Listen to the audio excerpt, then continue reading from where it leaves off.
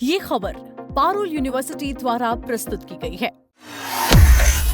चीन ने अमेरिका को अब एक बड़ा झटका दिया है। दरअसल उसने अमेरिका की 10 और संस्थाओं को एक्सपोर्ट कंट्रोल लिस्ट में शामिल किया है। चीन के वाणिज्य मंत्रालय ने सोमवार को घोषणा की कि उसने देश के एक्सपोर्ट कंट्रोल कानून और दोहरे इस्तेमाल वाली चीजों के एक्सपोर्ट कंट्रोल से जुड़े नियमों के तहत 10 अमेरिकी कंपनियों को एक्सपोर्ट कंट्रोल लिस्ट में शामिल करने का फैसला किया है।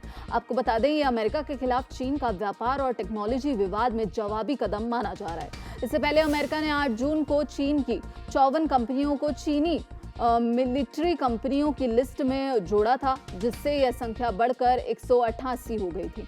अधिकारियों ने कहा कि प्रतिबंधों के तहत चीनी निर्यातकों को उन कंपनियों को दोहरे उपयोग वाले सामानों की आपूर्ति करने से रोक दिया जाएगा जो नागरिक और सैन्य दोनों उद्देश्यों को पूरा कर सकते हैं। चीन ने बयान में कहा कि 22 जून से एक्सपोर्ट करने वाली कंपनियों को 10 संस्थाओं को दोहरे इस्तेमाल वाली चीजें एक्सपोर्ट करने से रोक दिया गया है। चीनी वाणिज्य मंत्रालय के अनुसार यह कदम राष्ट्रीय सुरक्षा और साथ ही हितों को रक्षा करने और परमाणु हथियारों के प्रसार को रोकने जैसी अंतर्राष्ट्रीय जिम्मेदारियों को पूरा करने के लिए उठाया गया है। चीन के कॉमर्स मिनिस्ट्री के एक प्रवक्ता ने इन उपायों को इस महीने की शुरुआत में अमेरिका के एक फैसले से जोड़ा।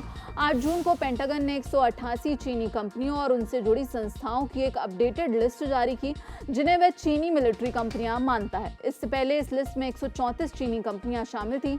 इस लिस्ट में चीन की बड़ी कंपनियां शामिल हैं, जैसे कि अलीबाबा, जो देश के सबसे बड़े ई-कॉमर्स और इंटरनेट ग्रुप्स में से है, और इलेक्ट्रिक गाड़ी बनाने वाली कंपनी BYD।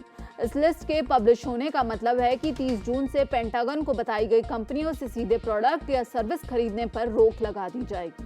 शायद यही कारण है कि चीन ने अमेरिका के इस कदम के जवाब में अब 10 अमेरिकी कंपनियों को एक्सपोर्ट कंट्रोल लिस्ट में शामिल कर दिया है। चीन के वाणिज्य मंत्रालय के अलावा चीनी वित्त मंत्रालय ने भी एक बड़ा कदम उठाया। उसने सरकारी एजेंसियों को 46 अमेरिकी कंपनियों के उत्पाद खरीदने से रोक दिया है। इन कंपनियों में लॉकहीड मार्टिन, रॉथियन और बोइंग जैसे बड़े डिफेंस ग्रुप और बड़े औद्योगिक समूहों की डिफेंस यूनिट शामिल हैं।